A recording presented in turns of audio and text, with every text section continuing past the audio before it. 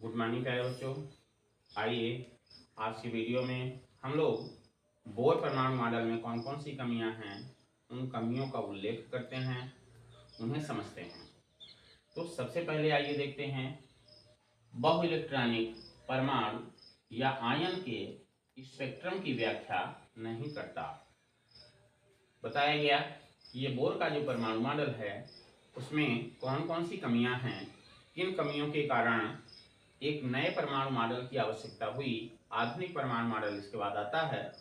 तो पहली कमी बताई जा रही है कि यह परमाणु मॉडल हाइड्रोजन जैसे एक इलेक्ट्रॉन वाले परमाणु के लिए या एक इलेक्ट्रॉन वाले किसी भी आयन के लिए उसके स्पेक्ट्रमी रेखाओं की या स्पेक्ट्रम की व्याख्या करने में सफल है, किंतु एक से अधिक या बहु इलेक्ट्रॉनिक परमाणु आयन के लिए स्पेक्ट्रम की व्याख्या करने में सफल नहीं है। दूसरा बिंदु है स्पेक्ट्रमी रेखाओं के सूक्ष्म संरचना की व्याख्या नहीं की जा सकती। ये बोर परमाणु मॉडल की दूसरी कमी के रूप में आ रही है। स्पेक्ट्रमी रेखाओं के सूक्ष्म संरचना की व्याख्या यह परमाणु मॉडल नहीं कर पा रहा है। अब ये स्पेक्ट्रमी रेखाएं क्या होती हैं? तो यह किसी भी तत्व के परमाणु को स्पेक्ट्रोमीटर से देखा जाता है तो बहुत सारी उसमें सूक्ष्म रेखाएं दिखाई देती हैं। उनकी संरचनाओं के बारे में भी ये बोर का परमाणु मॉडल कुछ भी नहीं बताता है। तीसरा बिंदु है जीमेन प्रभाव और स्टार्क प्रभाव की व्याख्या नहीं करता है।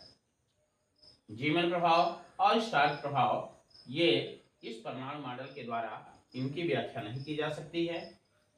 अगला बिंदु आता है ऊर्जा का, त्रिज्या का और वेग का जो व्यंजक है ये केवल एक इलेक्ट्रॉन वाले परमाणु या आयन के लिए सही है, गणना योग्य है, किंतु जिस परमाणु में दो या अधिक इलेक्ट्रॉन होते हैं ऐसे परमाणु और आयनों के गणना के लिए ऊर्जा का व्यंजक, त्रिज्या का व्यंजक और वेग का व्यंजक सफल नहीं है।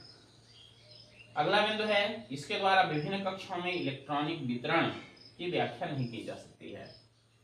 इलेक्ट्रॉन कक्षाओं में चक्कर लगाते रहते हैं, कितने इलेक्ट्रॉन किस स्थिति में चक्कर लगाते रहेंगे, सभी एक ही दिशा में चक्कर लगाएंगे या दो विभिन्न वितरण विभिन्न कक्षाओं विभिन्न दिशाओं में चक्कर लगाएंगे, विरोधी स्थिति में चक्कर लगाएंगे, ये इसके संबंध में कोई भी बात यह परमाणु मॉडल नहीं बताता है।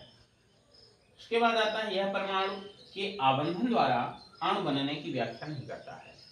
जैसे हाइड्रोजन जो है दो परमाणु आपस में जुड़ करके H2 बनाते हैं, ऑक्सीजन के दो परमाणु मिलकर के O2 बनाते हैं।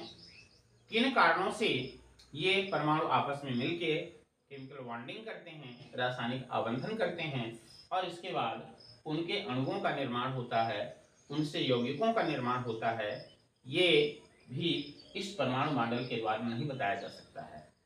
इस तरह से आप बोर परमाणु मॉडल में कौन कौन सी प्रमुख कमियां हैं उन कमियों को समझ चुके हैं। धन्यवाद।